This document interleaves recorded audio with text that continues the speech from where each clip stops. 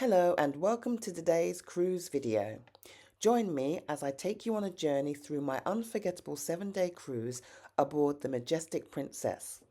From Barcelona to Rome, with stops in Gibraltar, Corsica and Genoa, this cruise was packed with memorable moments, delightful surprises and a few unexpected experiences. Day 1 started bright and early, and I mean really early. My sister and I were up at 5:15 a.m., out the door by 6, and on the train towards Gatwick Airport. For the first time in ages, we actually had check-in luggage with us. Thankfully, this was included in the cruise price, which made things easier. We booked our cruise through Cruise First, a travel agent that offered a balcony cabin plus EasyJet flights for less than an interior room booked directly with Princess Cruises. Bargain hunting at its best. Definitely worth doing a little bit of checking online before you book your cruise. Although our flight left an hour late, everything else went smoothly. We touched down in Barcelona and ordered an Uber to take us to the port. Now here's where things got a little bit tricky. There was an Uber pickup point at our terminal, but for some reason the Uber app kept pointing us to another terminal, a 10-minute walk away.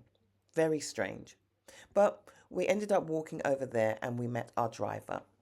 Once we were on our way, the ride took about 25 minutes and cost about 25 euros. It's true that taking the bus and metro would have been cheaper, but the convenience of a door-to-door service made Uber totally worth it. Arriving at the port, we finally saw her, the Majestic Princess. Wow, this ship was massive.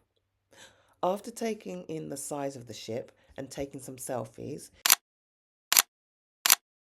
we entered the terminal. Check-in was a breeze because there was no queue and we had done most of the registration online already. We collected our princess medallions, which replaced traditional room keys, and before we knew it, we were stepping onto the ship itself. Our room, C108, was on deck 10. That's where we met June, our friendly cabin steward, who gave us a quick tour of our cabin and explained the basics. He told us that we had to watch the safety video and then head to our muster station, which was located in the Princess Theatre.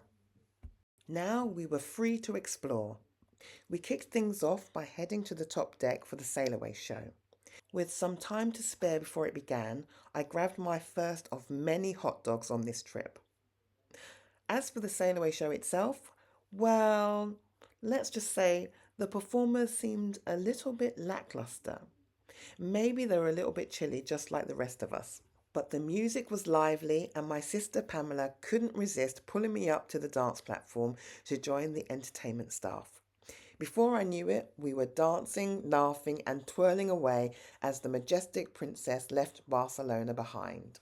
After a bit of exploring and a well-deserved cup of tea and cake, we returned to our cabin to unpack. For dinner, we opted for a laid-back meal at the buffet on deck 16.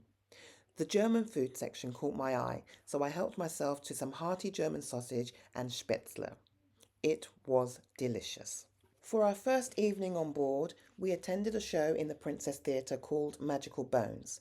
It featured a British musician slash street dancer who did some tricks which were fine, but the show felt like a 10-minute act stretched into 45 minutes.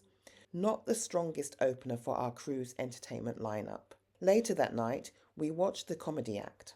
Unfortunately, his style felt really outdated. Lots of tired, sexist jokes about his wife that belonged in the 1970s. It didn't really land with us. Now, my sister and I loved to dance, so naturally we went searching for the ship's nightclub. But disaster.